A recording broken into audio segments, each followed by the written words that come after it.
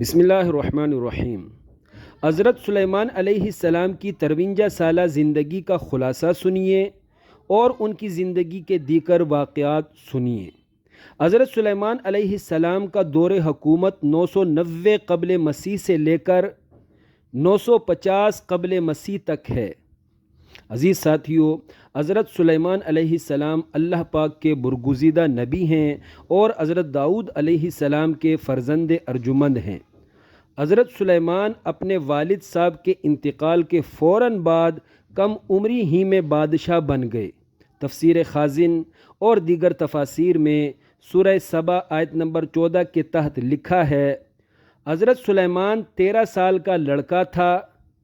چونکہ حضرت سلیمان اپنے تمام بھائیوں میں سب سے زیادہ قابل اور صاحب علم و حکمت تھے، اس لیے 13 سال کی ننھی منی عمر میں حضرت سلیمان بادشاہ بن گئے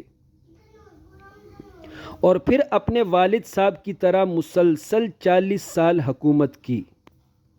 قرآن پاک سورہ صاد میں ہے، جب حضرت سلیمان علیہ السلام بادشاہ بنے تو حضرت سلیمان نے اللہ پاک سے دعا مانگی، رب اغفر لی وہب لی ملکا لا ینبغی لأحد من بعدی۔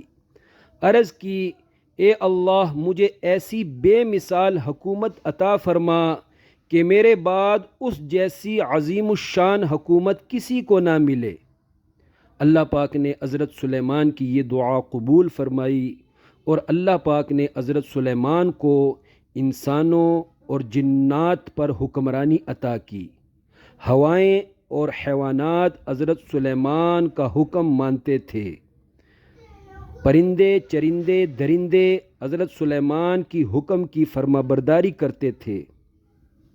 حضرت سلیمان علیہ السلام نے معجزتاً جنات کو اپنے قابو میں رکھا تھا اور ان سے اپنی مرضی کے کام کرواتے تھے۔ جنات سے اپنی مرضی کے کام لیتے تھے۔ مثلاً حضرت سلیمان علیہ السلام جنات سے عظیم الشان اونچے اونچے محلات بنواتے، مساجد تعمیر کرواتے، بڑی بڑی دیگوں میں بڑے بڑے لشکروں کے لیے کھانا پکواتے، سمندروں سے قیمتی ہیرے جوہرات نکلواتے، مختلف جنات سے مختلف کام لیتے تھے، اور جو بھی جن حضرت سلیمان کی نافرمانی کرتا، حضرت سلیمان علیہ السلام اسے سخت سزا دیتے۔